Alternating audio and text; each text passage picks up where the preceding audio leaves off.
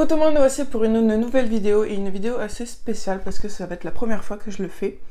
C'est vrai qu'avant j'avais pas forcément le temps de me consacrer à faire des challenges littéraires. Et du coup là ben voilà, je suis à la maison donc j'en profite pour me lancer dans le Pumpkin Autumn Challenge créé par le Terrier de Guimauze. Donc du coup cette vidéo ça va être pour faire justement vous présenter ma palle. Et pourquoi pas après enchaîner sur des lectures communes, parce que ça pourrait être sympa de faire le challenge ensemble. Et donc du coup, là, je vous mettrai à chaque fois le visuel des menus pour que vous situez bien les lectures que j'ai choisies par rapport au menu. Et voilà, en tout cas, je voulais vraiment remercier toute l'équipe de Guimauze, parce que sur le groupe Facebook, c'est vraiment très très bien géré. On est vraiment une très très grande communauté et je m'attendais pas à ce qu'il y ait autant de gens qui fassent le Pumpkin Autumn Challenge et en plus moi ça me rend d'autant plus enthousiaste parce que j'adore l'automne, j'adore l'entrée de l'automne mais aussi la fin de l'automne et l'entrée dans l'hiver, j'adore en fait ces deux saisons là, c'est mes préférés. Et vous voyez, comme je vous l'ai dit, je me suis éclatée à faire mes décos d'Halloween. Voilà. Et bon là, ça paraît peu, mais je pense que d'ici là, je vais en rajouter d'ici Halloween. Mais voilà, et du coup, maintenant, je sais pas pourquoi avant, je tournais à côté d'un mur. Mais maintenant, ça va être le cadre que vous verrez dans toutes les vidéos. Donc, on va commencer sans plus tarder avec cette palle du Pumpkin Autumn Challenge. Donc, pour cette palle, j'ai fait une sélection de 17 livres. Ce qui en vrai ça va, pour 3 mois ça fait une moyenne de 3 x 6, 18, voilà ça fait à peu près du 6 livres par mois étant donné que là je suis à peu près à un rythme de 10 à 14, ça devrait le faire, normalement je devrais y arriver, d'autant plus qu'il y a un peu de toutes les tailles, donc c'est plutôt pas mal. Pour ce qui est de la sélection, donc du coup il y a pas mal de livres de ma palle perso. Et aussi, donc, en fait, il y a un peu du, on va dire 40% c'est ma palle perso, et 60% ce sont des services presse que j'avais eu vraiment pour cette période d'Halloween. Voilà, donc ça sont que des livres un peu d'horreur, ce genre de choses-là, parce que j'adore ça en fait, et j'avais prévu de ne lire que des livres d'horreur pendant ces 3 mois-là. Mis à part quelques exceptions, si j'ai envie de me faire un jeunesse ou dans ce genre-là, quoi. Du coup, il y a aussi des e-books, donc je vous mettrai les couvertures ici, mais il y a aussi deux livres qui sont dans la palle, mais que je ne peux pas vous présenter maintenant parce que je les ai achetés sur Vinted, et ils n'arrivent que dans une semaine, donc voilà, au plus vite je sors la vidéo, au plus vite je commence le pack, donc voilà, je vous mettrai la couverture tout simplement aussi. Donc pour le menu 1 qui est automne frissonnant, la première sous-catégorie c'est Ghost Hunt avec les mots-clés exorcisme, chasseur de fantômes, possession et enquête. Et donc du coup pour cette sous-catégorie, moi j'ai 2 livres. Donc j'ai L'étrange vie de Nobody Owens de Neil Gaiman, et en fait je ne connaissais pas du tout ce livre. En fait, c'est parce que, en regardant du coup la vidéo de présentation de Guimauze Terrier, elle avait dit qu'elle s'était inspirée de ce livre-là et d'une série qui est La Forêt étrange pour faire justement ses menus, et je suis allée du coup me renseigner sur ce bouquin. Il avait l'air vraiment très très bien. Et du coup, il rentre dans la catégorie chasseur fantôme. Et j'ai pris du coup donc le livre, le roman, mais j'ai aussi trouvé sur Vinted la BD.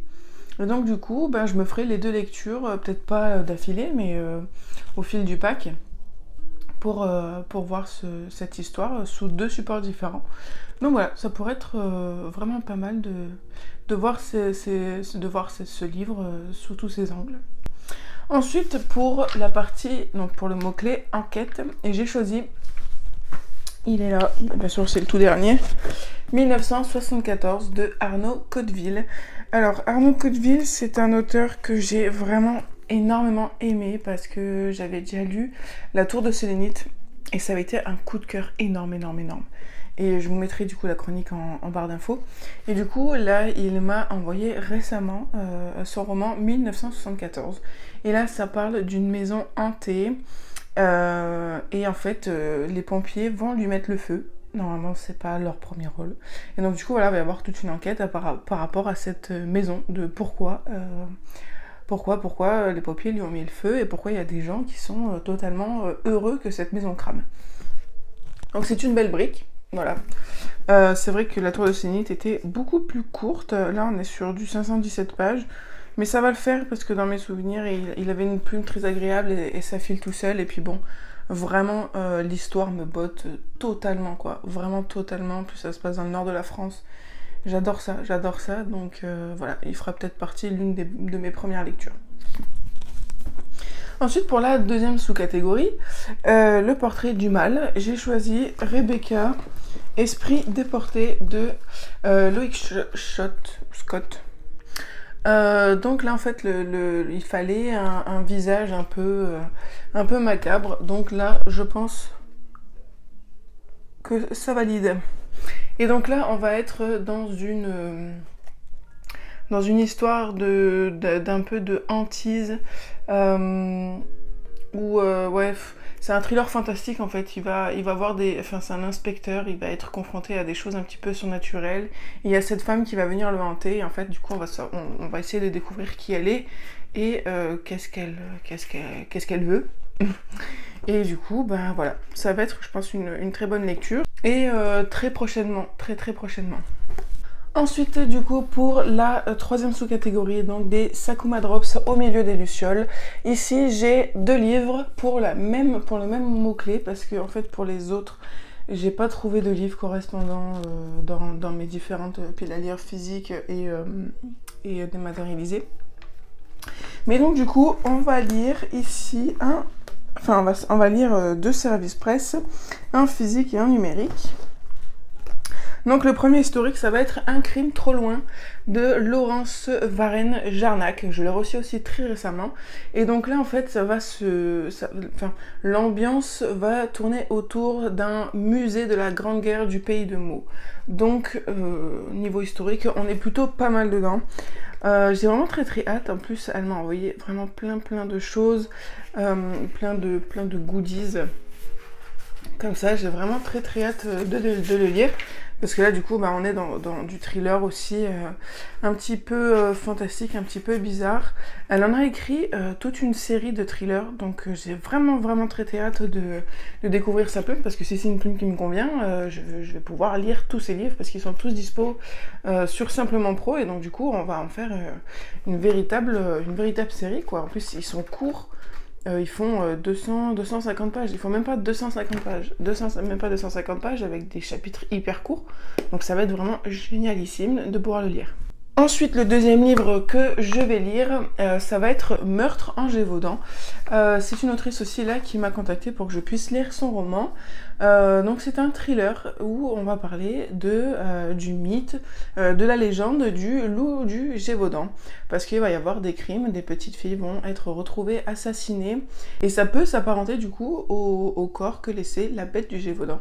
Et donc du coup, vu que c'est une histoire qui date de très longtemps, j'ai même dans ma bibliothèque ici, j'ai le tout premier livre, voilà, La bête qui mangeait le monde de Xavier Pic, le tout premier livre qui parlait de la bête du Gévaudan.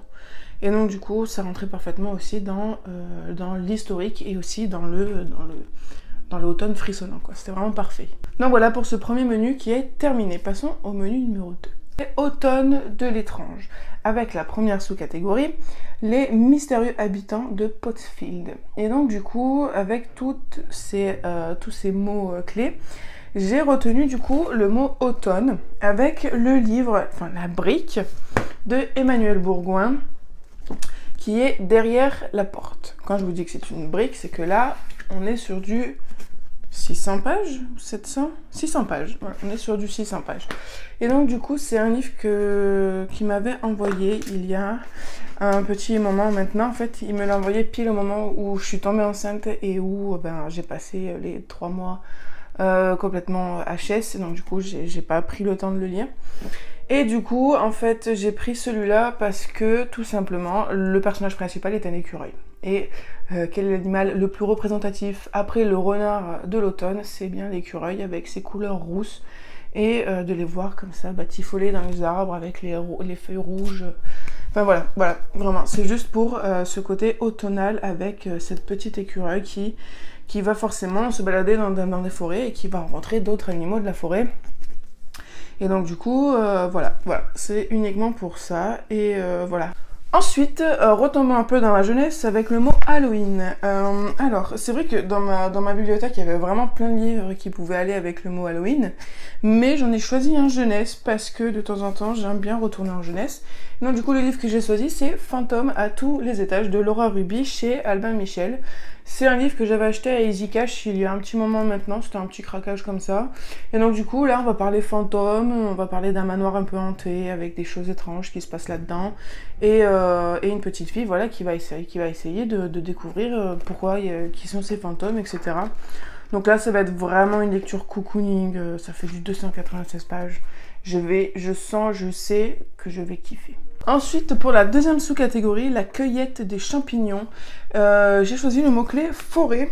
Et du coup, pour le mot-clé forêt, j'ai reçu ce service presse des éditions Tourment. C'est un thriller La forêt sauvage de Negan Stram.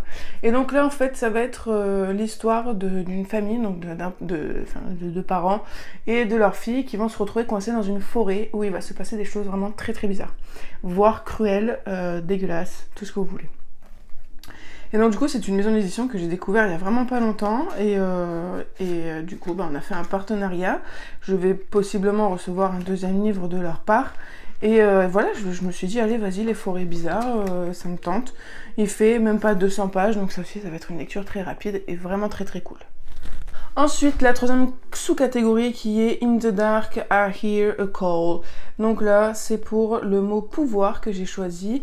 Alina, qui est Alina, une seconde vie de Angel Spring. Donc là, ça va être un service partenariat en format e-book. Et ce livre-là, je l'aurai déjà commencé à l'heure où vous regarderez cette vidéo. Et donc là, c'est pour le pouvoir, parce qu'il va s'agir un peu de questions de magie, de pouvoir, de créatures mystérieuses, d'animaux fantastiques, tout ça. Donc j'ai vraiment très hâte de continuer cette lecture, qui sera du coup celle qui va ouvrir le Pumpkin Autumn Challenge pour moi. Ensuite, pour cette quatrième et dernière sous-catégorie de ce menu 2, qui est soit vent, rêve, cendre et néant, soit nuit, noir, âme et souhait, qui est du coup, si j'ai bien compris, une citation d'un livre qu'elle a beaucoup aimé, mais dont je n'ai pas retenu le titre. Autant pour moi, ne me tapez pas. Donc là, j'ai choisi 3 mots-clés qui sont gothiques avec le livre ici, que je vais vous afficher ici, car c'est un service presse, qui est Bas les masques. Là, on va être dans du thriller surnaturel, avec des choses bien macabres, bien gothiques, dans un cimetière, tout ça. Donc ça va parfaitement avec le mot gothique.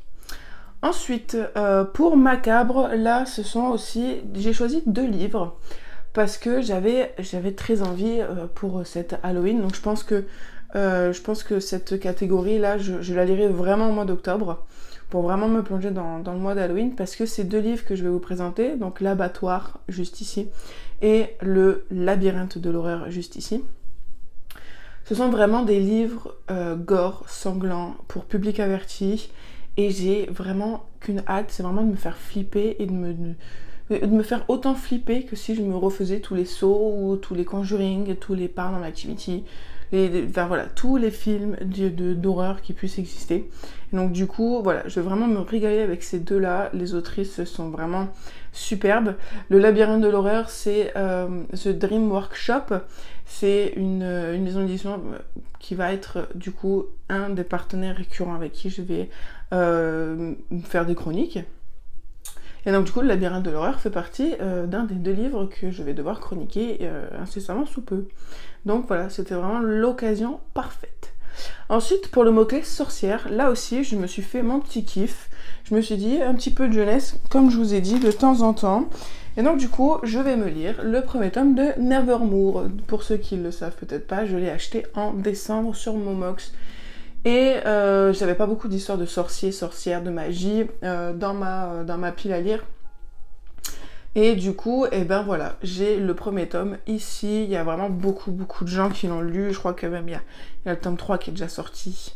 Donc ça serait peut-être temps que je lise au moins le tome 1, du moment que je l'ai. Donc voilà, bon, c'est quand même une petite brique, fait 476 pages.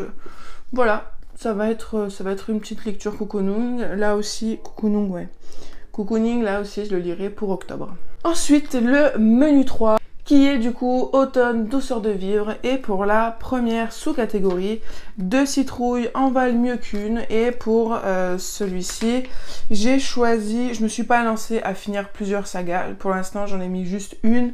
Si je vois que j'ai le temps, forcément, il y en a vraiment une chier que j'ai à finir de saga. Donc voilà, c'était juste là une sélection parce que je voulais vraiment la finir. Donc du coup, c'est la duologie de Christian Guenot, Le Dernier Jugement. J'avais vraiment eu un réel coup de cœur pour le premier tome. Et donc là aussi, je l'avais reçu au moment où j'étais enceinte. Et donc du coup, eh ben voilà, il fallait que je le lise. Et voilà, franchement, ça peut que le faire. J'avais vraiment accroché au premier tome. Et donc du coup, là maintenant, c'est le temps du deuxième. Et en plus, c'est vraiment là que tout va se jouer, tout va se passer. Donc ça va vraiment être extra. Et ça reste aussi dans le thème de l'horreur, un peu tout ça, parce que ben, c'est un thriller. Où il se passe des trucs pas cool quoi. Ensuite, la maison Slangster. Alors là, j'ai rien mis parce que je n'avais rien qui correspondait, mais je mets une option sur le livre audio. Parce que c'est vrai que quand j'avais fait mes objectifs 2022 en fin d'année dernière, je m'étais dit, il faudrait peut-être que j'essaie le livre audio. Donc voilà, je mets une option là-dessus, si j'y pense, si j'ai le temps. J'essaierai de me faire un livre audio, mais c'est pas hyper important, quoi. Donc du coup, là, la troisième sous-catégorie, il n'y a jamais trop d'épices dans ma pumpkin pie. Et du coup, ici, j'ai choisi enfance comme mot-clé. Bien que j'aurais pu choisir aussi nourriture, parce que j'avais envie de lire la pâtisserie Bliss, étant donné que je suis pâtissière. Bah, on va être fou, voilà, je vais l'ajouter. Allez, voilà. Donc, pâtisserie Bliss, voilà. Donc, je vais vous le sortir.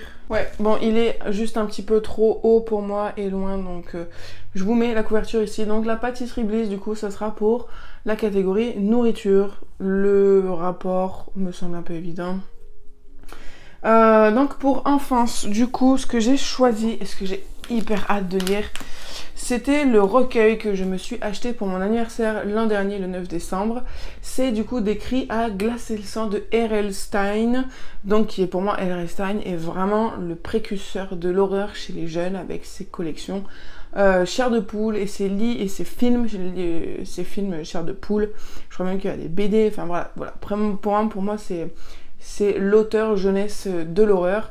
Et donc du coup, ils ont sorti cette magnifique édition en relié chez Bayard et du coup et je le gardais vraiment, je l'ai acheté en décembre.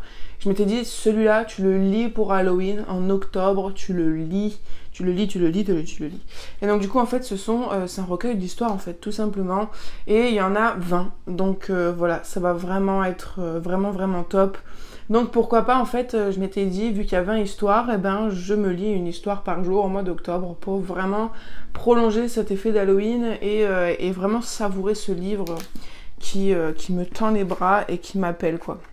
Ensuite, pour la dernière sous-catégorie, donc mythes et légendes, enfin chante-moi une chanson, ça c'est NAC, il y avait donc mythes et légendes, voyage dans le temps, dépaysement. Donc là, pour mythes et légendes, j'ai choisi le deuxième tome des enfants du continent perdu de Édouard Péchard aux éditions #édition. Et donc du coup, vous me direz mythes et légendes, pourquoi? Parce que tout simplement, nous allons parler à la fois, pas de manière directe, mais très inspiré du peuple d'Atlantis, donc de la civilisation émergée, et aussi, là on va parler aussi de la forêt de Brocéliande et de tout ce qui tourne autour des mythes et légendes de cette forêt.